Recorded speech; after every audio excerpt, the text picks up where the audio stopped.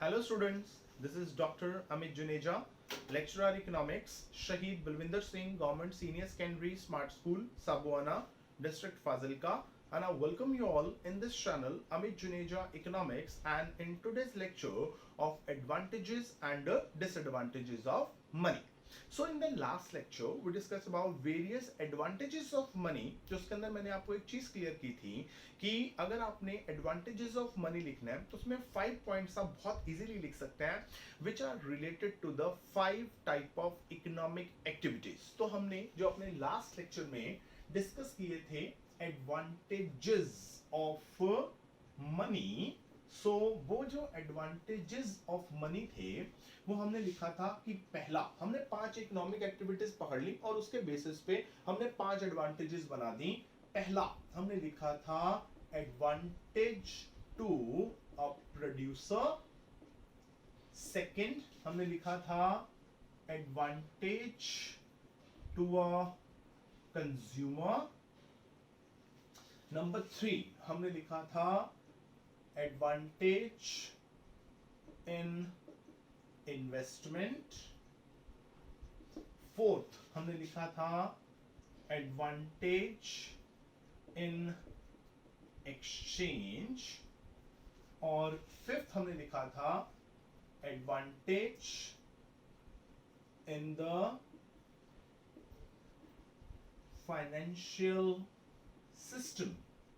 ठीक है, जो फाइनेंशियल सिस्टम है ये हमने डिस्कस किया था. फाइनेंशियल सिस्टम याद करो, circular flow of income and output में भी आया था जब हमने टू सेक्टर के बाद बीच में फाइनेंशियल सेक्टर लाए थे.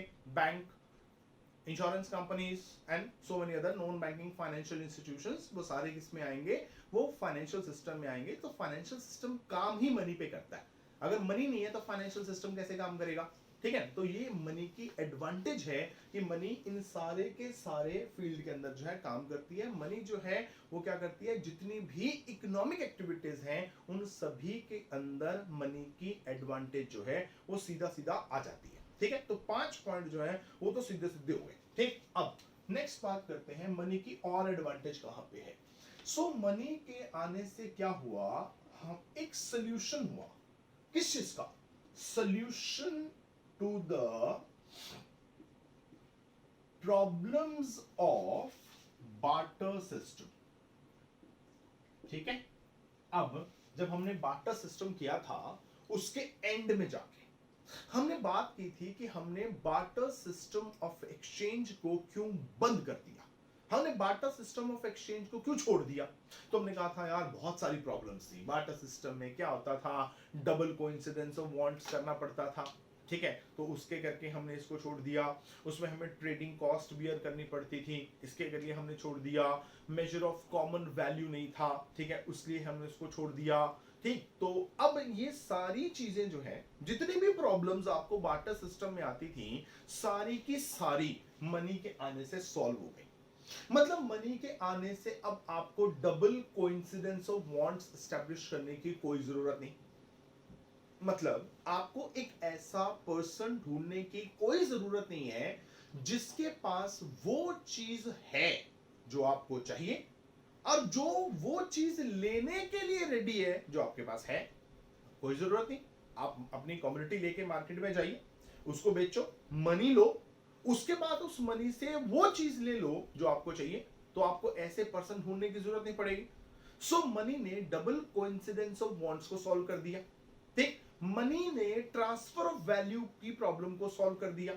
मनी ने स्टोर ऑफ वैल्यू की प्रॉब्लम को सॉल्व कर दिया. अब वैल्यू को स्टोर करके रखना है in terms of money. Easy, पैसे जितने मर्जी घर पे रख लो, किसी को पता भी नहीं लगेगा. मनी के अंदर किसी तरह की कोई भी ट्रेडिंग कॉस्ट बियर नहीं करनी पड़ती. सारी की सारी जो चीजें हैं उनकी वैल्यू मनी के अंदर डिटरमिन होती है. So common measure of exchange आ गया.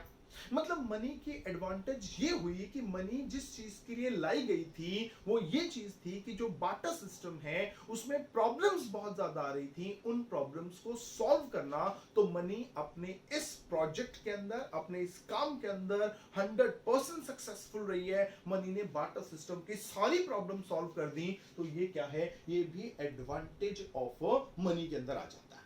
ठीक, फिर मनी की एडवांटेज है in the process of credit creation.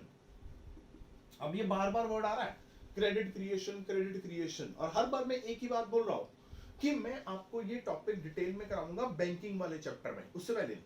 क्योंकि अगर क्रेडिट क्रिएशन समझना है उसके लिए पहले बैंकिंग सिस्टम को समझना जरूरी है। बिना बैंकिंग सिस्टम को समझे हम क्रेडिट क्रिएशन नहीं समझ सकते। तो मैं इसको यहीं पे एक बार इसको ऑन होल्ड रखे हुए हूं, इसको हम बैंकिंग वाले चैप्टर में बड़ी डिटेल में करेंगे। सिर्फ इतना मीनिंग देख लीजिए कि क्रेडिट क्रिएशन क्या है। मैंने आगे बताया था कि जितने भी पैसे बैंक्स के पास लोग डिपॉजिट कराते हैं, ठीक, मान लो मैंने बैंक में जाके 10,000 डिपॉजिट करा दिया। जो पैसे लोग जाके बैंक में डिपॉजिट कराते हैं they are called primary deposits. अब बैंक क्या करता है, उस डिपॉजिट से कई टाइम ज्यादा लोन प्रोवाइड करवा देता है। अब उसको कहते हैं सेकेंडरी डिपॉजिट्स। मतलब अगर वो मैंने कॉन्सेप्ट बताया था क्रेडिट मल्टीप्लायर का, जैसे इन्वेस्टमेंट मल्टीप्लायर वैसे क्रेडिट मल्टीप्लायर भी। अगर बैंक में जाके मैंने 10,000 डिपॉजिट करा दिए तो वो हो गए बैंक के प्राइमरी डिपॉजिट। बैंक ने क्या किया, उसी 10,000 को इस तरह से घुमाया और लोन दे दिए उसी से जाके 1 लाख के।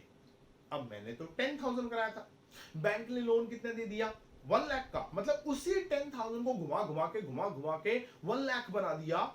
अब कितने टाइम लोन दिए, मैंने 10,000 कराए थे, बैंक ने 1 लाख के लोन दिए, कितने टाइम, 10 टाइम्स। तो मैं बोलूंगा credit multiplier is equal to 10।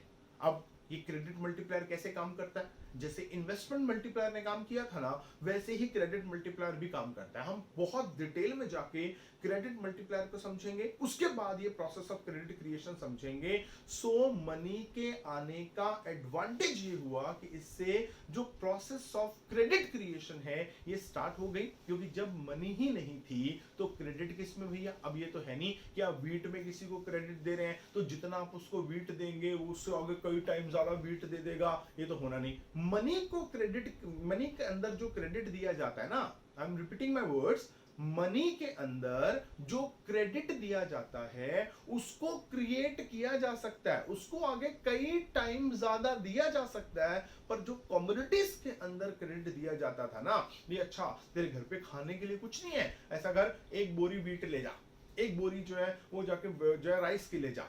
अब वो कम्युनिटीज में लोन दिया जा रहा है भी, एक बार हम आपको 50 kg ऑफ व्हीट दे रहे हैं, आप ले जाओ, जब आपकी फसल आएगी तो आप हमें वापस कर देना। तो अब लोन दिया जा रहा है किसमें, व्हीट में।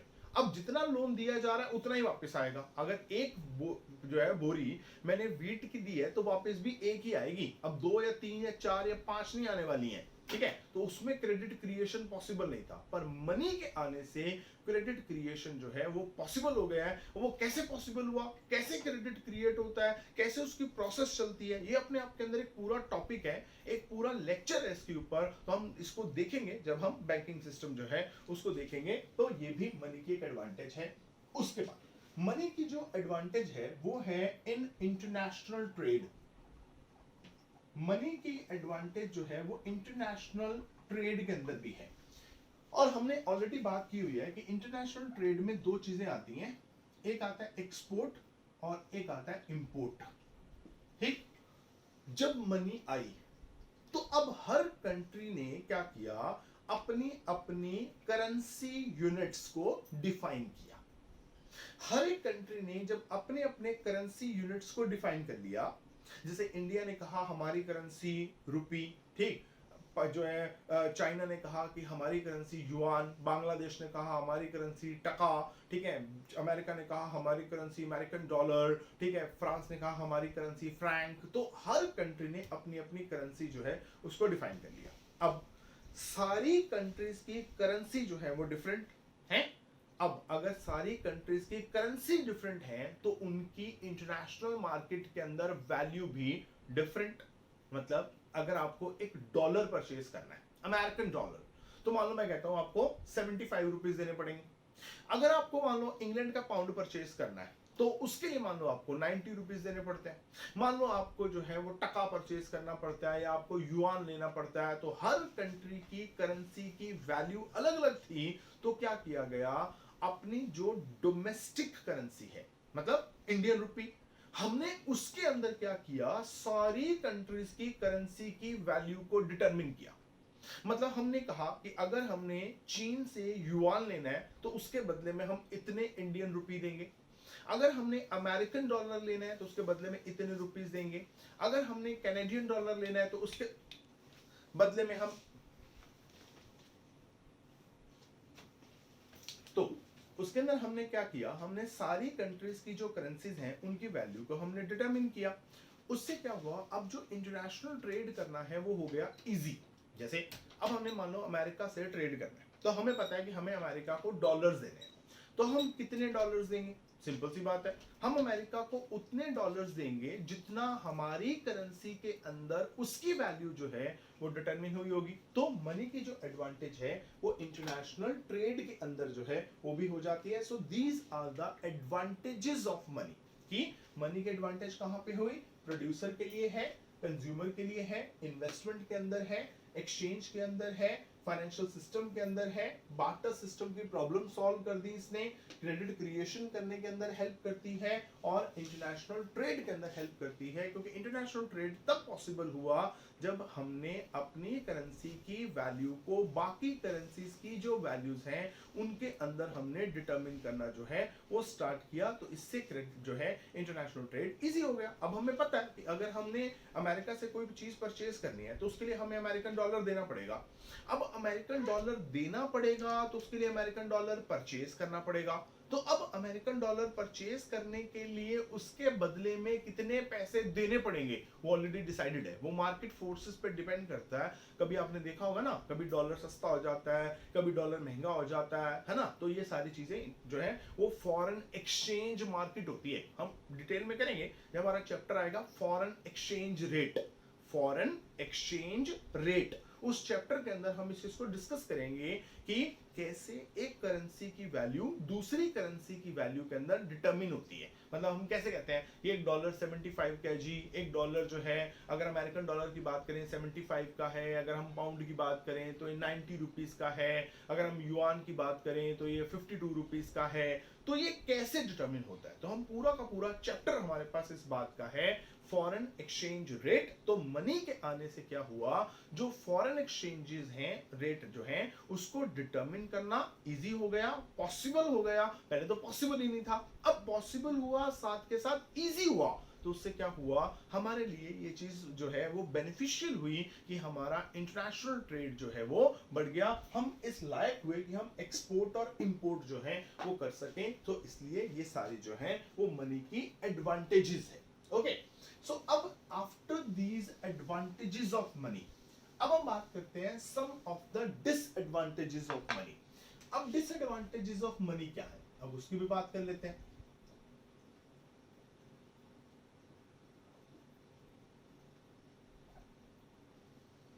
पहली बात जो याद रखनी है जब आपने डिसएडवांटेजेस ऑफ मनी लिखनी है, पहली बात यह है कि देखो मनी की अपनी खुद की कोई डिसएडवांटेज नहीं है। I am repeating my words, money की खुद की कोई भी डिसएडवांटेज नहीं है। क्योंकि मनी है क्या, अब मनी कोई इंसान तो है नहीं भी जिसके अंदर मैं बोलूं कि यार तेरे में तो ये प्रॉब्लम है, तेरे में ये प्रॉब्लम है, तेरे में ये प्रॉब्लम है, मुझे तेरी ये बात अच्छी नहीं लगती, मुझे तेरी वो बात अच्छी नहीं लगती। अब मनी कोई इंसान तो है नहीं, बात सोचने वाली। मनी जो है वो तो जस्ट एक पीस ऑफ पेपर और मेटल है और तो कुछ भी नहीं है। अगर मनी की कोई डिसएडवांटेज है तो वो मनी की खुद की नहीं है, वो हमारी सोच के अंदर है। मतलब अब मनी जो है that is entirely the uses of money is entirely in the hands of a person. ठीक, एक पर्सन के हाथ में एक इंस्ट्रूमेंट है मनी और कुछ नहीं है। और वो इंस्ट्रूमेंट जो है अब वो कितना बेनिफिशियल है और वो कितना आपके लिए हार्मफुल है, that depends upon the usages of that instrument. मतलब अगर मनी की कोई डिसएडवांटेजेस हैं भी तो वो अपनी मनी की नहीं है, वो डिसएडवांटेजेस इस बात के लिए की हैं कि हम खुद उसका मिसयूज करते हैं। कहीं पर मैंने एक लाइन पढ़ी थी, उसमें ये कहा गया था, वो कहते हैं money is a good servant but it's a bad master. Money is a good servant but it's a bad master. मतलब जब तक तो ये आपका सर्वेंट बन के रहेगी तब तक तो है सही, पर जिस दिन ये आपका मास्टर बन गई, जब ये आपका मालिक बन गई ना, तब ये आपको खराब करेगी। मतलब मनी की जो डिसएडवांटेजेस हैं वो इस बात को लेके हैं कि हम खुद मनी का गलत यूज करते हैं, उसके करके मनी की डिसएडवांटेजेस जो हैं वो क्रिएट होती हैं। ठीक है, तो जब भी मनी की डिसएडवांटेजेस की बात करनी है तो मनी को लेके नहीं चलना, अपने आप को लेके चलना है कि हम मनी को गलत यूज कैसे करते हैं, जिसके करके मनी हमारे लिए जो है वो गलत हो जाती है। हम कहते हैं यार इससे अच्छा तो ना पैसे ना होते तो अच्छा था। बात समझ में आ रही है? तो उस चीज को ध्यान में रख के हम मनी की जो डिसएडवांटेजेस हैं उसकी बात करेंगे। सबसे पहली जो डिसएडवांटेज है वो है instability. Instability in the value of money. ठीक, अब इस पॉइंट के दो पार्ट्स करने वाला हूं। पहली बात तो ये कि इनस्टेबिलिटी है, मतलब स्टेबल नहीं है। क्या स्टेबल नहीं है? वो कहता है वैल्यू ऑफ मनी स्टेबल नहीं है। अब याद करो वैल्यू ऑफ मनी क्या होता है। हमने जब मनी वाला चैप्टर शुरू किया था, मैंने डिटेल में कराया था जो है, जब हमने शॉर्ट नोट डिस्कस किए थे कि value of money, value of money क्या होता है? वैल्यू ऑफ मनी होता है purchasing power of money. Purchasing power of money means what? कि जो आपके हाथ में मनी यूनिट है वो आपको कितनी चीजें परचेज करके दे सकता है। मतलब अगर आपके हाथ में 100 रुपए हैं तो वो 100 रुपए आपको कितनी चीजें परचेज करके दे सकते हैं, that is called the value of money. मैं अभी सिर्फ वैल्यू ऑफ मनी डिस्कस कर रहा हूं। वैल्यू ऑफ मनी का मतलब है कि जो भी आपके हाथ में मनी है उसकी परचेजिंग पावर कितनी है, वो आपको कितनी चीजें खरीद के दे सकती है। जैसे मान लो कि आपके हाथ में 100 रुपीज है। अब जो चीज आप खरीदने गए वो 20 रुपीज की है, तो आप कितनी चीजें खरीदेंगे? 5। सो वैल्यू ऑफ मनी किसके बराबर है? मैंने क्या कहा था, आपके पास 100 रुपीज है, so this is your money income. और मैंने कहा कि वो कमोडिटी 20 रुपीज की है, मतलब ये क्या है? उसका प्राइस। सो अगर हम वैल्यू ऑफ मनी की बात करें, so value of money is equal to money income divided by price. तो आपके हाथ 100 रुपए थे, प्राइस 20 रुपीज था, और आपकी जो वैल्यू ऑफ मनी है या जो परचेजिंग पावर है वो 5। अब ये मैंने कहा कि ये जो वैल्यू ऑफ मनी है ना 5, ये क्या है? ये स्टेबल नहीं है। स्टेबल कैसे नहीं है? मान लो आपके हाथ में 100 रुपीज ही है, प्राइस कम होके हो गया 10 रुपी, प्राइस कम हो गया 10 रुपी हो गया। अब वैल्यू ऑफ मनी कितनी हुई? 10। अगर प्राइस जो है वो बढ़ के 50 रुपी हो गया, अब वैल्यू ऑफ मनी कितनी हुई? 2। मतलब वैल्यू ऑफ मनी इनस्टेबल है, स्टेबल नहीं है। पहले 5 थी, फिर 10 हो गई, फिर 2 हो गई। कैसे? क्योंकि देखो जो ये चीज है ना, ये चेंज हो रहा है। अब जो डिनोमिनेटर है वो चेंज हो रहा है। डिनोमिनेटर क्या है? डिनोमिनेटर में तो प्राइस है। हर एक कमोडिटी का जो प्राइस है वो डिटरमिन किया जाता है इन टर्म्स ऑफ मनी। अब प्राइस चेंज होता रहता है, कभी प्राइस कम हो गया, कभी प्राइस बढ़ गया। अगर तो प्राइस कम हो गया, चेक, तो वैल्यू ऑफ मनी बढ़ गई। अगर प्राइस बढ़ गया, 20 to 50 हो गया, तो वैल्यू ऑफ मनी कम हो गई। और प्राइस में चेंजेस तो आते रहता है, क्योंकि प्राइस तो कभी कांस्टेंट होता ही नहीं, प्राइस तो रोज चेंज होते हैं कमोडिटीज के। तो इसका मतलब अब प्राइस चेंज होंगे तो क्या होगा? उससे वैल्यू ऑफ मनी चेंज होगी, मतलब वैल्यू ऑफ मनी चेंज होती रहती है, कभी बढ़ जाती है, कभी कम हो जाती है। कभी जो हमारे हाथ में पैसे हैं, कभी वो हमें ज्यादा चीजें खरीद के देते हैं, कभी कम चीजें खरीद के देते हैं। अरे जब मनी ही नहीं होती थी तो प्राइस भी नहीं होते थे। जब बाटा सिस्टम में मनी थी नहीं तो प्राइस भी नहीं थे। अब जब प्राइस ही नहीं थे तो प्राइस चेंज कहां से होंगे? क्योंकि प्राइस तो है ही नहीं। अब प्राइस चेंज ही नहीं होगा तो फिर वैल्यू ऑफ मनी चेंज नहीं होगी, स्टेबल थी। तो अब क्या हुआ है, जो सबसे बड़ी प्रॉब्लम आ रही है वो ये है कि मनी की वैल्यू के अंदर जो है वो इनस्टेबिलिटी आ गई है, वैल्यू ऑफ मनी चेंज होती रहती है। इसका मतलब ये है कि वैल्यू ऑफ मनी कभी इंक्रीज होती है, कभी डिक्रीज होती है, कभी परचेजिंग पावर इंक्रीज हो जाती है, कभी डिक्रीज हो जाती है। मतलब आज की डेट में अगर मैं मार्केट जाऊं तो मैं गारंटी से नहीं कह सकता कि जो मेरे हाथ में पैसे है ना, मैं उससे कितनी चीजें परचेज करके आ पाऊंगा, कोई गारंटी नहीं। क्यों? क्योंकि जब मैं मार्केट में जाऊंगा मुझे खुद को नहीं पता कि आज रेट जो है वो ज्यादा होने वाले हैं कि कम होने वाले हैं, मुझे क्या पता। अगर मार्केट में मैं गया ये सोच के गया कि यार मुझे ना मार्केट से जाके मान लीजिए कि एप्पल परचेज करने हैं और मेरे पास 200 रुपीज है, और एप्पल जो है वो कल मैं गया था मार्केट में तो 100 रुपी पर केजी थे, तो 2 kg ऑफ एप्पल आएंगे। तो purchasing power of that 200 rupees is 2 kg of Apple. Market में गया, मार्केट में कहता है लो जी आज तो एप्पल का रेट जो है ना वो तो 80 रुपीज पर केजी है। मैं तो 100 सोच के गया था, और ये सोच के गया था कि जो 200 रुपीज है उनकी परचेसिंग पावर जो है वो 2 kg ऑफ एप्पल है, वहां पे अब 80 रुपीज पर केजी मिले, यानी उसी 200 ने मुझे 2.5 kg एप्पल दिलवा दिए। मतलब मैंने पहले से ज्यादा चीजें परचेज की, परचेसिंग पावर ऑफ मनी बढ़ गई, मतलब वैल्यू ऑफ मनी बढ़ गई। मैं फिर से गया, मैंने पूछा भाभी एप्पल क्या रेट है? वो कहता है सर आज तो एप्पल महंगे हो गए हैं जी, आज जो एप्पल है वो आपको मिलेंगे 150 रुपीज पर केजी। मैं तो सोच के गया था यार 200 रुपए में 2 किलो एप्पल लेके आऊंगा, अभी जो मुझे मिलेंगे वो मिलेंगे 1 kg 300 ग्राम्स। इसका मतलब पहले से मैंने चीजें कम परचेज की, वैल्यू ऑफ मनी क्या हो गया, डाउन हो गई। सो मनी के आने से प्राइस डिटरमिन हुआ, प्राइस कांस्टेंट नहीं होते, कभी इंक्रीज कभी डिक्रीज, और वैसे ही वैल्यू ऑफ मनी कभी इंक्रीज कभी डिक्रीज। सो ये मनी के आने से ही जो वैल्यू ऑफ मनी है वो क्या हो गई है, इनस्टेबल हो गई है। सो इसके करके भी प्रॉब्लम जो है वो हमें फेस करनी पड़ती है। सेकंड, मनी के आने से क्या हुआ, मनी के आने से ना एक चीज आई, ये हम ऑलरेडी डिस्कस कर चुके हैं, वो है ट्रेड साइकिल्स। अब ये ट्रेड साइकिल्स क्या है? ट्रेड साइकिल्स नाम से क्लियर कीजिए। ट्रेड साइकिल्स मैंने कराए थे, मैंने कहा था ये एक नॉर्मल पाथ होता है जहां पे आपकी इकोनॉमी जो है वो मूव करती है, पर कोई भी इकोनॉमी जो है ना बिल्कुल ऐसे है, बिल्कुल नॉर्मल पाथ में कभी डेवलपमेंट करती नहीं है। डेवलपमेंट कैसे होती है, ऐसे, है ना। अब याद करो इसे स्टेजेस करी थी, हमने कहा था ये बूम है, ये नीचे की तरफ आ रहे हैं ना, यहाँ पे ये क्या है, ये रिसेशन है, और उसको बिल्कुल लोअर लेवल में पहुंच गए, ये क्या है, ये डिप्रेशन है। उसके बाद फिर आप ऊपर की तरफ जाना शुरू कर दिया, है ना, ये क्या हो गई, ये रिकवरी हो गई। उसके बाद फिर से बूम पे पहुंच गए, ठीक। सो ये ट्रेड साइकिल्स है। ट्रेड साइकिल्स में क्या होता है, 4 स्टेजेस होते हैं ट्रेड साइकिल की, बूम, उसके बाद रिसेशन, फिर डिप्रेशन, फिर रिकवरी, फिर बूम।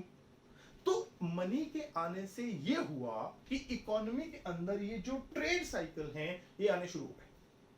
मनी में ट्रेड साइकिल आने शुरू हुए, मतलब जब तो इकोनॉमिक एक्टिविटीज अपने टॉप लेवल पे बैठी हैं, at that time there is boom. पर वो हमेशा तो टॉप लेवल पे नहीं रहेंगी ना, क्या होगा, कम होनी शुरू हो जाएंगी, तो हम बोलेंगे लो जी रिसेशन आ रहा है। फिर जो बिल्कुल लोअर लेवल पे पहुंच गए, हमने कहा यार अब तो डिप्रेशन आ गया, अब तो बुरे हालात। फिर क्या हुआ, फिर थोड़ी बहुत और इंप्रूवमेंट होनी शुरू हुई, हम कहेंगे भाई अब ना हम रिकवरी कर रहे हैं, फिर बूम पे पहुंच जाएंगे।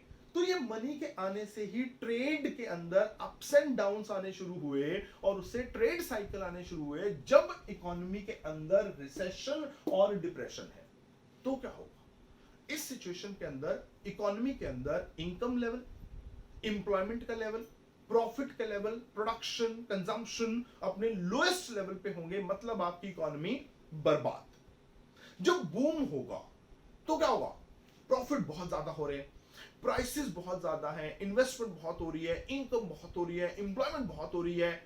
अब अगर आज की डेट में आपकी इकोनॉमी के अंदर बूम चल रहा है ना, तो ये मत सोचो कि हमेशा बूम ही रहेगा, क्योंकि बूम के बाद रिसेशन आना ही आना है। अब हर एक इकोनॉमी की जो ज्यादातर एफिशिएंसी है वो इस बात में लगती है कि वो इन ट्रेड साइकिल्स को कैसे कंट्रोल कर सकती है। आप खत्म तो कर ही नहीं सकते।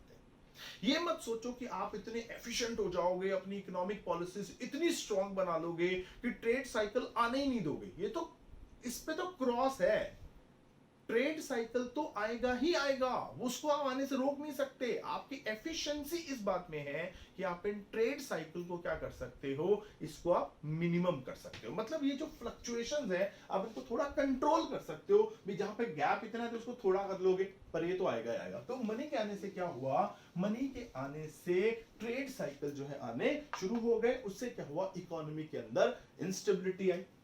फिर नंबर थ्री है हुआ कि ओवर कैपिटलिज्म हो गया। ओवर कैपिटलिज्म का मतलब क्या हुआ, जब मनी आई तो उससे क्या हुआ, पहले पहले ना शुरू में स्मॉल स्केल इंडस्ट्रीज लगी, फिर थोड़ा मीडियम स्केल, फिर लार्ज स्केल। तो अब लोगों को लगा यार मनी तो बहुत फायदा दे रही है, तो उन्होंने बहुत बड़ी बड़ी फैक्ट्रीज लगानी शुरू कर दी, उसके अंदर बहुत पैसा इन्वेस्ट करना शुरू कर दिया। अब उससे क्या हुआ, प्रोडक्शन होनी शुरू हो गई बहुत ज्यादा। So that is called over production. ठीक, अब जब ओवर प्रोडक्शन हुई तो क्या हुआ, ओवर प्रोडक्शन के होने से चीजें इतनी ज्यादा बन गई कि अब वो बिक नहीं रही है। मैं आपको यहां पे हिस्ट्री की एक एग्जांपल देता हूं। हम कहते हैं कि ब्रिटिशर्स इंडिया में आए, ठीक, तो क्यों आए, सोचने वाली बात। ब्रिटिशर्स को इंडिया में क्या लेना देना था, पर फिर भी वो इंडिया में आए। उनका इंडिया में आने का जो रीजन था ना, वो पॉलिटिकल नहीं था। They don't want to politically conquer India, but उनका जो मेन ऑब्जेक्टिव था इंडिया आने का, दैट वाज इकोनॉमिक। क्यों, क्योंकि इंग्लैंड के अंदर आई थी इंडस्ट्रियल रेवोल्यूशन। जब इंग्लैंड में इंडस्ट्रियल रेवोल्यूशन आई तो वहां पर जो काम पहले हाथ से होते थे वो मशीन से होने शुरू हो गए। तो जब मशीन से हुए तो क्या हुआ, प्रोडक्शन बहुत शुरू हो गई। अब प्रोडक्शन बहुत हो रही है, पर इंग्लैंड जो है वो बहुत छोटी सी कंट्री है, प्रोडक्शन हो बहुत रही है पर सेल नहीं हो रही। अब वहां पर ओवर प्रोडक्शन हो गई। क्यों, वहां पर ओवर कैपिटलिज्म हुआ। जब वहां पे जो है इंडस्ट्रियल रेवोल्यूशन आई, मशीन्स आ गई, टेक्नोलॉजी आ गई, लोगों ने बहुत पैसा लगाया, तो प्रोडक्शन बहुत होनी शुरू हो गई, तो बिक नहीं रही है। तो उन्होंने सोचा यार अगर ये जो प्रोडक्शन है अगर वो हमारी कंट्री के अंदर सेल नहीं हो रही तो किसी और कंट्री में जाके सेल करते हैं। So that's why they choose India. तो उस टाइम पे इंडिया एक बहुत बड़ी कंट्री था। उस टाइम में देखो ये पाकिस्तान और बांग्लादेश सारे इंडिया का पार्ट हुआ करते थे, तो इंडिया बहुत बड़ी कंट्री थी। अब इंडिया उनके दो पर्पसेस को सॉल्व करता था। पहली बात तो ये कि इंडिया बहुत बड़ी कंट्री थी जहां पे जाके वो अपना बहुत सारा सामान बेच सकते थे। नंबर टू, अब सामान बनाना भी है, उसके लिए रॉ मटेरियल चाहिए। अब इंडिया एग्रीकल्चरल इकोनॉमी है तो वो उनको रॉ मटेरियल भी दे सकती है। तो एक तो उनको यहां से रॉ मटेरियल मिल सकता था, दूसरा वो अपना रेडीमेड मटेरियल यहां पे बेच सकते थे। दैट्स व्हाई उन्होंने इंडिया को चूज किया। और we have to face the rule of the Britishers for approximately 200 years, है ना। इकोनॉमिक रीजंस थे। आजकल क्या हो गया, पैसा इन्वेस्ट करो, पैसा इन्वेस्ट करो, है ना। हमारे, मैं अगर फाजिलका की एग्जांपल लूं तो वहां पे क्या है, कोई कुछ नहीं करता ना, पता है क्या करो, दुकान खोल लो जी एक, ठीक है, 2-4 लाख रुपए लगाए, दुकान खोल ली। किसकी दुकान खोलनी है भाई, अब कोई तो कन्फेक्शनरी की शॉप खोल लेता है, कोई शूज की खोल लेता है, कोई रेडीमेड कपड़ों की खोल लेता है। अब तो इतनी शॉप्स हो गई है रेडीमेड की, या इतनी शॉप्स हो गई शूज की कि मतलब लोग कम है तो शॉप ज्यादा है। तो ओवर कैपिटलिज्म हो गया, हर काम में पैसे लगाए जा रहे हैं, तो उससे क्या हो रहा है, अब उतने रिटर्न्स जो है वो आ नहीं रहे, तो उससे प्रॉब्लम जो है वो क्रिएट हो रही है। ठीक, तो ओवर कैपिटलिज्म जो है वो भी मनी की एक डिसएडवांटेज के तौर पे जो है वो हम इसको इंक्लूड करके जो है वो चलेंगे कि ओवर कैपिटलिज्म में क्या हुआ है, जो मनी है उसको हमने गलत तरीके से यूज करना शुरू कर दिया है। तो अब इसी से लेके अगला पॉइंट बनाएंगे। अगला पॉइंट आएगा, उसको हम कहेंगे मिस यूज ऑफ क्रेडिट। अब लोग क्या करते हैं, बैंक से क्रेडिट लेते हैं, ठीक। अब बैंक जब भी आपको लोन देता है ना, तो लोन कभी भी आपको अनप्रोडक्टिव कामों के लिए नहीं मिलता। अनप्रोडक्टिव काम कौन से होता है, ऐसे काम जिनके अंदर पैसे लगाए तो जा सकते हैं पर रिटर्न के चांसेस बहुत कम या होते। मान लो आपने, जैसे मेरा ब्रदर इन लॉ एक एग्जांपल देता होता है, वो कहता है आप शादियों पे पैसे लगाते हैं ना, वेस्ट। कैसे भी, लो जी आप एक दिन की शादी के लिए मान लो आपने जो है 50 लाख लगा दिए, लोग क्या करेंगे, आएंगे, खाएंगे, पिएंगे, आपके सामान की 4 गलतियां निकालेंगे। अच्छा, शाही पनीर ना टेस्टी नहीं था, राइस कच्चे थे, आइसक्रीम बटर स्कॉच तो थी नहीं, मतलब खाएंगे भी और बाद में आपकी बदनामी भी करेंगे और खा पी के चले जाएंगे। अब अंदर भरा, सुबह वॉशरूम गए, बाहर निकाला, चल पेट खाली। वो कहता है फायदा, वो कहते हैं बेटर ये है कि आप जो मैरिजेस हैं वो बहुत छोटी करें, पैसे बचाएं वहां से, उसको प्रोडक्टिव कामों में लगाओ। लोगों को सामान खिला खिला के क्या मिल जाना है आपको? तो कुछ आपको इज्जत तो मिलने नहीं वाली, करनी तो एंड में उन्होंने आपकी बदनामी है। तो बेटर ये रहेगा कि उसको प्रोडक्टिव कामों के लिए यूज करो। हम क्या करते हैं, हम बैंक से लोन लिया, ठीक है, आमतौर पे ना ये जो फार्मर्स है वो ये करते हैं, प्रोडक्टिव कामों के लिए लोन लेते हैं और उसको यूज करते हैं अनप्रोडक्टिव कामों में। शादी पे लगा दिया है, घर पे किसी का बर्थ हो गया वहां पे लगा दिया। अब प्रोडक्टिव कामों में लगाते तो कल को कुछ रिटर्न आते तो वो लोन वापस करने वाले होते हैं। अब लगा दिए अनप्रोडक्टिव कामों में, वहां से रिटर्न तो है नहीं। अब जिसने लोन दिया वो आपके पीछे पड़ जाएगा कि अब लोन वापस करो। अब आप करेंगे कहां से, क्योंकि आपने तो उसको वेस्ट कर दिया। तो आप लोग क्या करते हैं, मनी के आने से लोगों ने जो क्रेडिट है उसको क्या किया, उसको मिस यूज करना शुरू कर दिया, उससे प्रॉब्लम्स क्रिएट हुई। अब फार्मर ने क्या किया, लोन लिया, लेके उसको क्या किया, अनप्रोडक्टिव कामों के लिए यूज किया, अब रिटर्न कर नहीं रहा। अब बैंक ने तो अपने पैसे लेने, फिर क्या होता है, फिर क्रिएट होती है प्रॉब्लम सुसाइड की। हम रोज देखते हैं कि आज इस फार्मर ने सुसाइड कर लिया, इस फार्मर ने सुसाइड कर लिया। सो मोस्ट, अगर हम मोस्ट ऑफ द रीजंस देखें फार्मर सुसाइड क्यों करता है, वो इसलिए करता है क्योंकि लोन्स को प्रॉपरली यूज नहीं किया जाता बिकॉज ऑफ इट्स इलिटरेसी। तो अगर मनी नहीं थी तो कैश में लोन भी नहीं थे, तो लोन नहीं थे तो फिर मिसयूज भी नहीं था, है ना। तो मनी के आने से क्रेडिट जो है उसका मिसयूज हुआ। अब ये मनी के डिसएडवांटेज नहीं है, मैंने पहले बोल दिया ये सारी डिसएडवांटेजेस हमारी हैं भी। हमने मनी को गलत यूज किया तो मनी ने हमारे लिए प्रॉब्लम क्रिएट करी। अगर हमने मनी को सही यूज किया होता ना, मनी हमारे लिए कभी प्रॉब्लम क्रिएट नहीं करती। ये सारी प्रॉब्लम इसलिए क्रिएट हुई बिकॉज हम मनी को जो यूज करने वाले हैं उसको सही तरीके से यूज नहीं कर रहे हैं, इसलिए मनी में प्रॉब्लम आ रही। ठीक, उसके बाद हम बात कर सकते हैं कि अब एक प्रॉब्लम और है, पता कौन सी, वो है अनइक्वल डिस्ट्रीब्यूशन ऑफ वेल्थ या unequal distribution of income and wealth. Unequal distribution of income and wealth का मतलब क्या है कि हमारी सोसाइटी के अंदर जितने भी लोग हैं ना, उन सभी के पास जो मनी अवेलेबल है वो इक्वल नहीं है। कुछ लोग तो बहुत अमीर हैं और इतने अमीर हैं कि उनको खुद को नहीं पता कि हमारे पास पैसे कितने हैं, और कुछ इतने गरीब हैं कि उन बेचारों को ये नहीं पता कि सुबह जब उठेंगे ना तो खाना मिलेगा कि नहीं मिलेगा। मतलब अब हमारी जो सोसाइटी है ना वो दो पार्ट्स में डिवाइडेड है, have and the have nots, अमीर और गरीब। अब अगर एक बंदा अमीर है तो किस फॉर्म के अंदर अमीर है, मनी की फॉर्म भी। अगर वो अमीर है तो इसका मतलब ये है कि उसके पास बहुत पैसे है ना। और अगर एक बंदा गरीब है तो क्यों गरीब है, तो उसके पास बिल्कुल पैसे नहीं। तो मनी के आने से जो ये डिवाइडेशन हुआ लोगों का, ये जो सोसाइटी डिवाइड हुई हैव एंड हैव नॉट्स के अंदर, रिच और पुअर के अंदर, ये तो मनी के करके है ना। अगर मनी होती नहीं थी तो कौन अमीर कौन गरीब, सारे बराबर होते थे।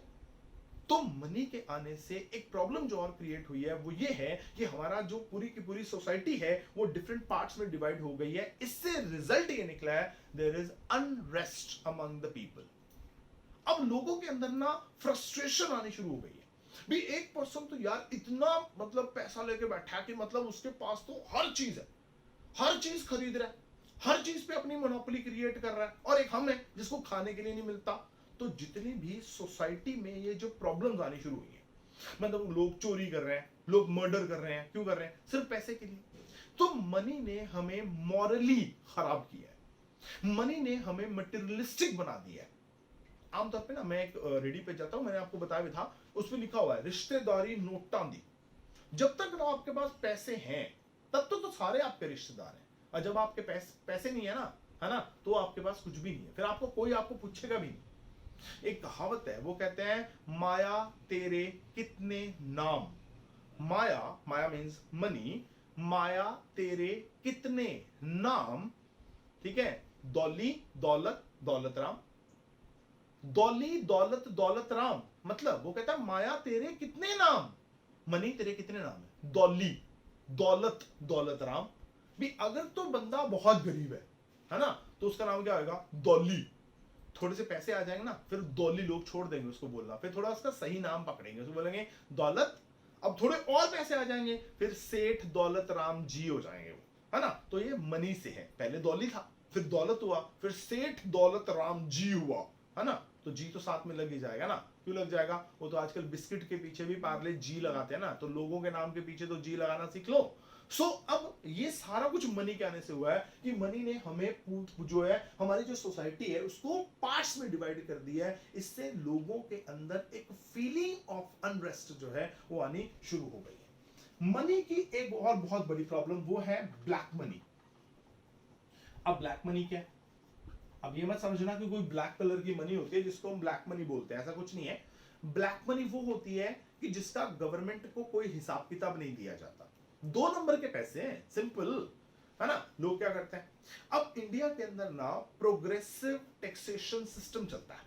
मतलब जैसे जैसे आपकी मनी बढ़ेगी ना, जैसे जैसे आपकी इनकम बढ़ेगी, आपके ऊपर टैक्स बढ़ेगा। तो लोग क्या करते हैं, टैक्स को बचाने के चक्कर में अपनी मनी शो ही नहीं करते हैं।